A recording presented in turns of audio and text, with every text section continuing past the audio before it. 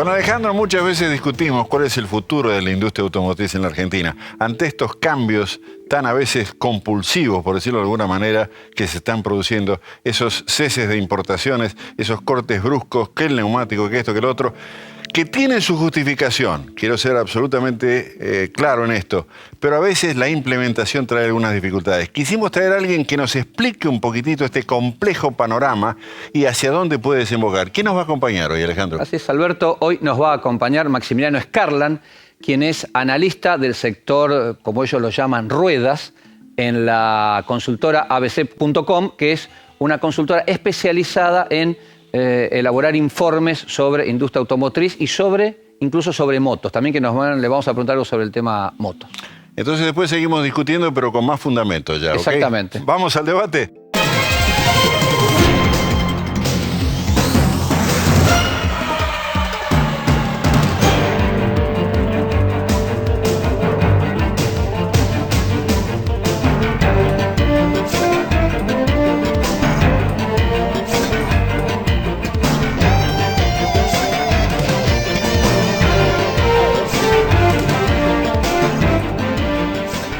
Comienza debate.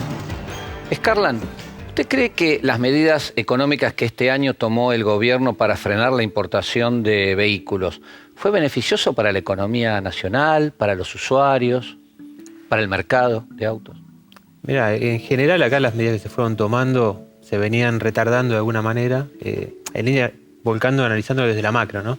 Sí. Varias medidas desde el punto de vista fiscales, de comercio exterior, que se fueron postergando, pero bueno, puntualmente en lo que se refiere al sector automotriz, quizás se tomaron medidas no tan ortodoxas, que al fin y al cabo en un corto plazo pueden tener un impacto más positivo, pero quizás en el largo plazo pueden llegar a, digamos, ser más condicionantes. A ver, ¿por qué? No, porque cualquier empresa del sector automotriz en un principio tiene que tratar de acomodarse a la regla de juego que se le van dando en el contexto macroeconómico.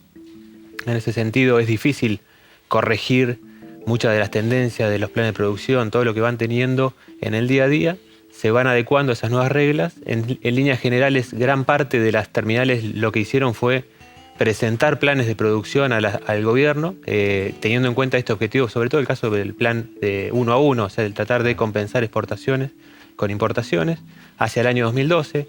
Todas trataron de alguna manera de presentar algún proyecto que fue, digamos, de alguna manera convalidado por el gobierno nacional. Y esa, la expectativa es lo que va a pasar hacia el año que viene, si verdaderamente se va a cumplir o no. En líneas generales, lo que uno observa es que hubo movimientos al interior de las terminales, por el lado de buscar mayor niveles de exportación, por el lado de recortar algún tipo de importaciones también y buscar nacionalizar también, ¿no? Los tres ejes más importantes, además también de sostener algunos anuncios de nuevas plataformas o nuevos vehículos a ser fabricados en el país, o en el caso de algunas también con algunas plantas vinculadas al tema motores, ¿no? O algún otro tipo de actividad. Ahora, ¿usted cree que estas medidas aceleraron las inversiones de las automotrices? Yo diría que algunas de esas decisiones estaban y quizás sí, podríamos decir sí, se aceleró en alguna medida. Algunas de las pautas que se fueron especificando quizás estaban en carpeta y con todo esto terminaron de acomodarse, por lo cual en ese sentido estuvo bien. Quizás la forma y el impacto en el mediano plazo no termine siendo totalmente lo esperado, pero es cuestión de ver qué pasa. En realidad el año que viene, en el primer trimestre, es donde se van a ver verdaderamente los números, y uno intuye que en cuanto a los números generales del sector automotriz, tomemos el ejemplo y el gran tema que es el déficit de autopartes, que es lo que el gobierno está tratando de reducir, quizás no cambie drásticamente, aún con todas estas medidas, por el hecho de que alguna de las propuestas de las terminales es compensar con otros productos que no están en el sector automotriz, o sea, desde lo que son agroindustriales o en algunos casos sí autopartes, en algunos vehículos. O sea que en lo que es el déficit de autopartes probablemente no baje y tienda a seguir aumentando, sobre todo con una expectativa de creciente nivel de producción. Sí, pero la sensación, hace pocos días salió un estudio reservado de algunas terminales, de algunas marcas, en donde se ve claramente que las empresas automotrices, las terminales, tuvieron una importante ventaja a la hora de compensar y de importar productos. En cambio, las importadoras estuvieron claramente en desventaja. Eso se nota en números que incluso salieron publicados en un diario de tirada nacional. Sí, digamos, ese fue un análisis en el cual la idea que quedó latente es las que más le benefició este tipo de medidas es a las que tienen fabricación a nivel local. Y en cierta medida es así porque tienen más posibilidades de alguna manera de compensar. Tienen posibilidad de compensar por vehículos, exportando autopartes o bien otros productos.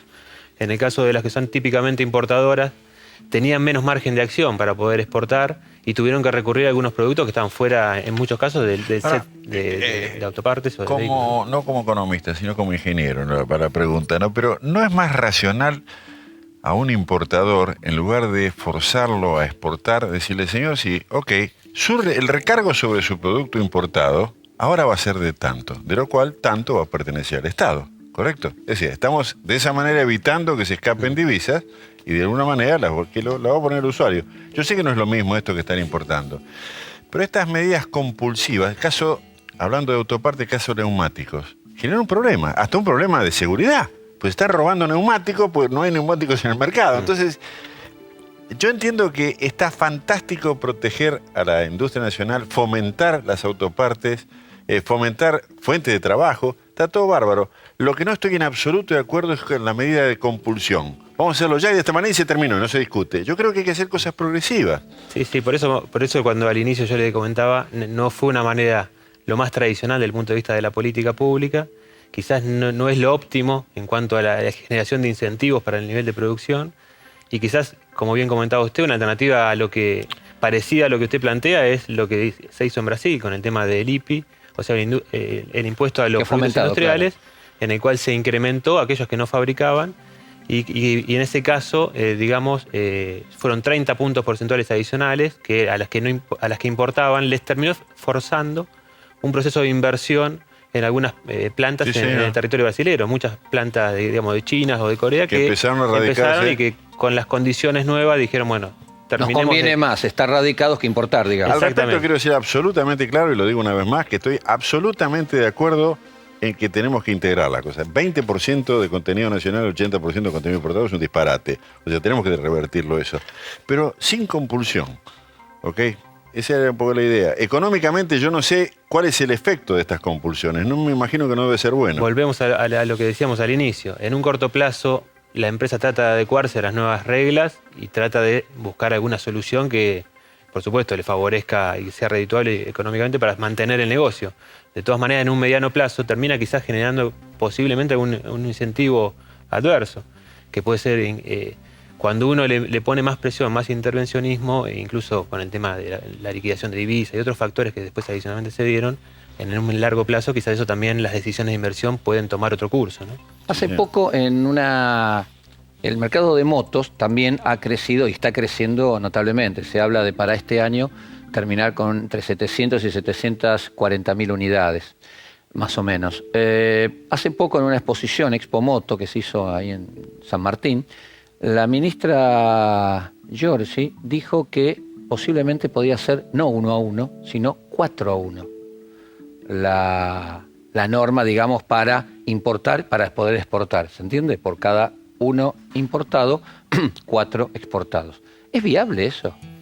En el caso de motos, como bien comentabas, hay un crecimiento exponencial en cuanto a lo que es el mercado interno. Se está dando en los últimos 3-4 años un ritmo de inversión importante en lo que son muchas plantas ensambladoras en gran parte de todo el país, pero más que nada con un eje de ensamble principalmente, que cuesta pasar a lo que es producción. Poca producción nacional de motopartes. Ensamble, estamos armadores. Porque también no hay un entramado, digamos, motopartista muy relevante en el país. Sí, desde el gobierno hubo una batería de acciones en los últimos 2 años con un plan para tratar de fomentar y buscar este tipo de inversiones y que agreguen valor agregado. Sí hubo también medidas por el lado de la relación entre lo que se puede importar en términos de CKD, o sea, lo que es para armar, y la moto armada, Y seguramente eso, probablemente en los próximos meses, vaya alguna medida adicional para tratar de acelerar esa idea, ¿no?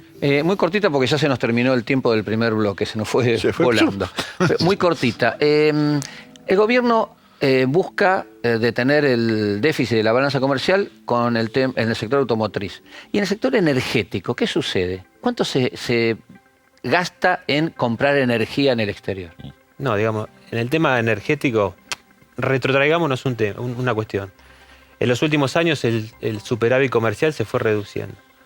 Pasó de 16.000 millones de dólares a la actualidad que va a estar en torno a 10 y el año que viene esperado 6.500 millones de dólares. Con lo cual tiene una composición de déficit en manufacturas de origen industrial creciente y en energía, que éramos superavitarios, estamos pasando a ser deficitarios. A su vez todo esto atrás con un montón de subsidios inclusive, que tratando de alguna manera de mantener el curso a la energía que se va demandando, ¿no? Que seamos deficitarios significa que estamos creciendo, no cabe ninguna duda. Estamos creciendo a un ritmo muy acelerado. Y tampoco hubo inversiones en el sector muy fuertes como para poder acompañar. Ese es el punto. Exacto. Bueno, lo seguimos en el próximo bloque. Ya volvemos con más debate.